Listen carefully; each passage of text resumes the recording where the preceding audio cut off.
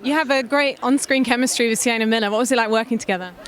She's wonderful. I really just adored her. I thought she's so smart and fun and effortless and sort of joyful, and she just brought such nuance and energy and sophistication to the work every day. It was really exciting. I mean, I never quite knew what she was going to do. She improvises a lot and she brings a lot of heart and a lot of herself to this role. So it was really great to work with her. I would love to work with her again sometime. Tom was the relationship with him, my approach to working with him was sort of very gentle and nurturing and sort of, I guess, as fatherly as he would accept me being. I mean, we're not that far apart in age, and yet here I was playing his father. And with Robert, there's a certain level of holding each other at an arm's length, and they really get to know they don't know each other at all when you meet them on the screen. And I thought it would be interesting to try to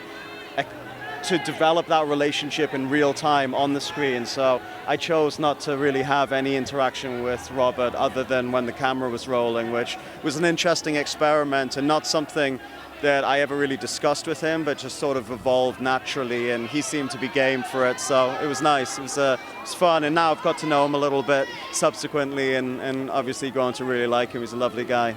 Unfortunately, I had very, very little time. I had just finished doing King Arthur with Guy Ritchie, and I only had 10 days to prepare, so I really just immersed myself in all of the reading and research I could possibly do in that 10 days, and also starved myself because I finished King Arthur at 183 pounds, and I finished Lost City of Z at 145, so I lost almost 40 pounds, but I needed to lose a significant amount very rapidly, so I lost about 15 pounds over that initial first 10 days, which was no fun at all to do, I can tell you.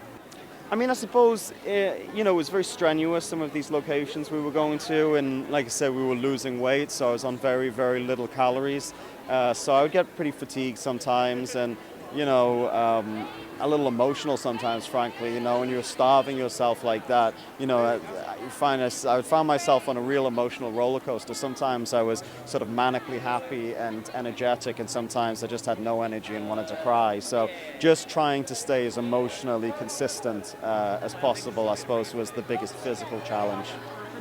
Yeah, I mean, he's a remarkable man, and the more I got to know him through the research I was doing, the more I fell in love with him and felt like a great sense of responsibility to bring him to get to the screen as honestly, at least from our perception of who he was, as honestly and as complexly as we could. It was extraordinary what he achieved. I mean, he would go off into the jungles on these expeditions for 2 or 3 years at a time, and where other men had attempted to map and to explore and never came back, and sometimes he would go out with large parties, and sometimes many as a third of those people wouldn't come back alive, and yet he just had this grit and determination and sheer will of character and force of nature that he managed to survive the most inclement environments.